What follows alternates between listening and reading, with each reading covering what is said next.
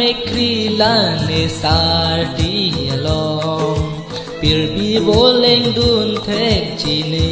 ko puson kang hona me krila ne sarti along pirbi boleng dun thek chine ko puson ora nam nang kengri nang chowar dom sike bang ne senga kang hon ka dhure pa pleng thane phan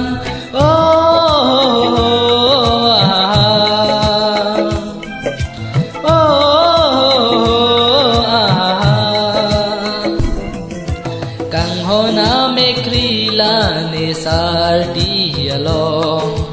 pirbi boleng dun thek jine ko puson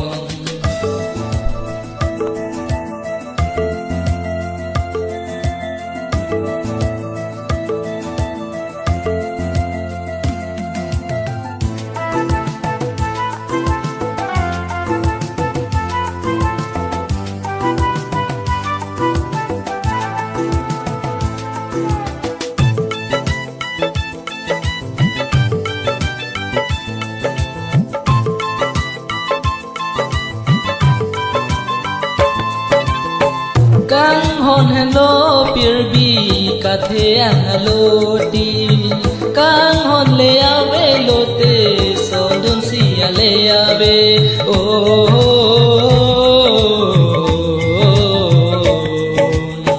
kang hon hello pirbi ka the ang hello ti kang hon le ave lo te so dun si ale ave ke do palong kam na nilo no nang nilong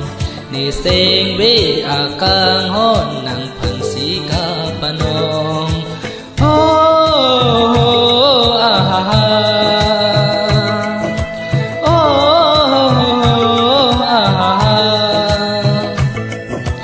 kang hon na me krila ne sarti along pirbi boleng dun thek jine ko puson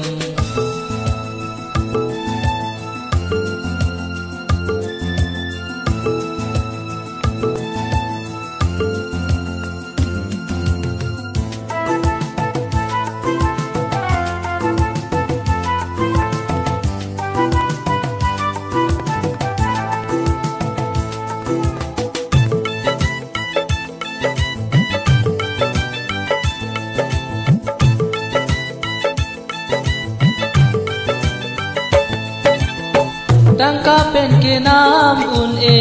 seng be kang hon ke seru pen talin un e kang hon na me kri ke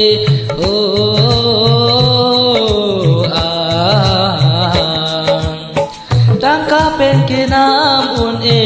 seng be kang hon ke seru pen talin un e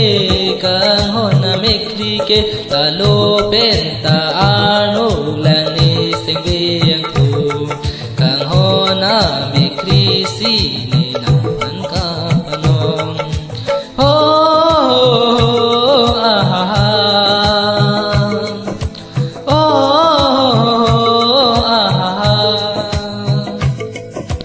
kang hon a me krila ne sarti along pirbi boleng dun thek jine ko puson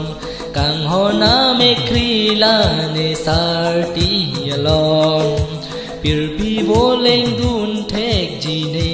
ko puson ora nam nang kengri nang chowar dom sike bang ne senga kang hon ka dhure pa pleng thane pha